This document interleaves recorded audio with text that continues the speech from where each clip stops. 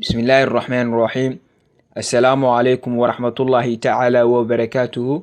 بعد السلام ومركل إيا مقالداني تحانا أهاي عافمادك بلشده وأينو تدواد كان كقال دونو عابقا أما infection كودعا حبناها ترنكا يدومركا عابقا كودعا هوستا هبينكا ودباتوينكا ugu ay la kulmaan dumarka gaar ahaan dumarka Soomaaliyeed kuna keeno dhibaatooyin dhinaca caafimaadka oo aad u badan siba dhibaatooyinka la xiriira dhinaca taranka. qaar ka mid ah dumarka waxay soo weydiiyaan dhacanada hoosta ka yimaada xilliyada qaar infection miyaa keena mise waa xaalad dumarka caadi u ah. inta badan dhacanka ka yimaada xubinta taranka habeenka waa mid caadi ah, dumarkuna way ku kala duwan yihiin xaddiga dhacanka ka yimaada. dhacamadaasi waxaa sameeyo qanjir ku yaala gudaha xubinta taranka ee habeenka iyo dhuunta hore ee makaanka dumarka. dhacanadaasi waxay hoosta haweenka ka dhigaan meel nadiif ah oo qoyan. dhacanka ka yimaada dumarka caafimaadka qaba wuxuu leeyahay ur khafiif ah, waana inuu noqdaa mid midabkiisu yahay saafi cadaan ah. mararka qaar waxaa laga yaabaa inuu ku reebo dharka aad hoos ka xiran tahay midabka huruuda marka uu qalalo. dhacanada waxaa jira xilliyo qaar ah oo aad loo soo daayo, sida marka uu xaansidaha uu soo daayo ugxaanta, xilliyada ay hooyada nuujinaysa ilmaha, sidoo kale xilliga haweentu kacsan yahay ee dareenkeeda.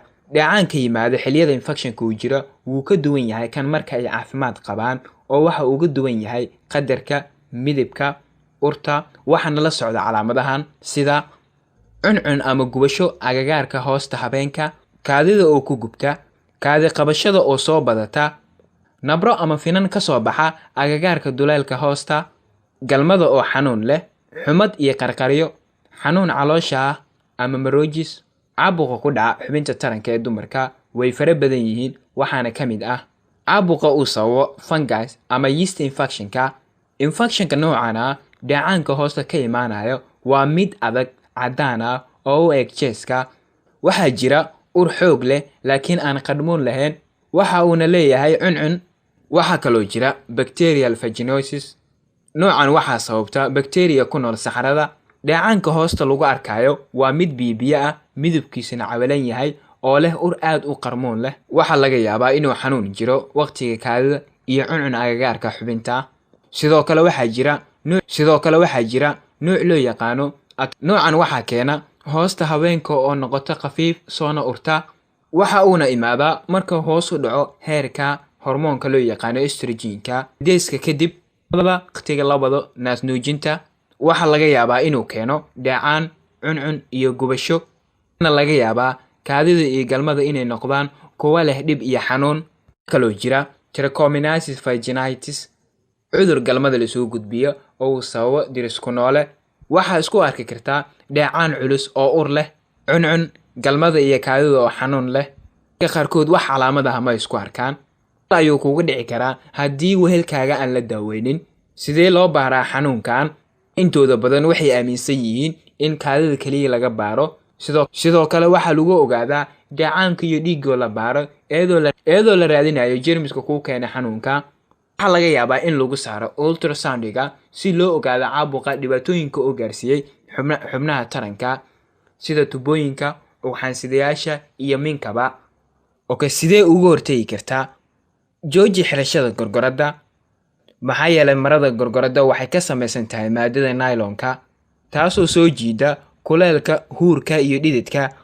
saddexda shay oo u baahan yahay jeermiska fangaiga caabuqa keena si uu u tarmo. nadaafada guud oo iska ilaali wax walba oo caabuqa kordhin kara, gaar ahaan xilliga caadada. haddii aad leedahay xanuun ka mid ah xanuunada galmada lagu kala qaado, iska daawey, lamaanahaaguna daawey asigana.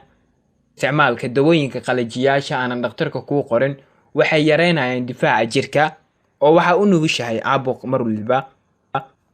qubayso maalin kasta oo si fiican u nadiifi agagaarka hoosta, si wacan u qalaji inta aadan xiran dharka. sidoo kale iska ilaali saabuunada lagu xajiimoobo. waxaa kaloo iska ilaalisaa saraawiilka jeeniska oo aad kuugu dhegan. sidee loo daaweeyaa caabuq ku dhaca xubinta taranka ee dumarka? daaweynta waxaa go'aan ka gaaraya dhakhtarkaaga. dhammaan daawooyinka u qaado una dhamee sida lagu sheegay. waxaa laga yaabaa inuu cudurka weli oo jiro xitaa haddii uu joogsaday dhacaanka. inta aadan daawada dhammaysan ka hor waxaa laga yaabaa adiga iyo wehelkaaguba inaad u baahan tihiin daaweyn, sababtoo ah noocyada caabuqa ee ku dhaca xubinta taranka ee dumarka waxaa lagu kala gudbiyaa galmada. Weydii dhakhtarkaaga haddii uu wehelkaaga u baahan yahay daaweyn. Isticmaal suufka ama sanitary pads haddii dheecaan badan uu jiro.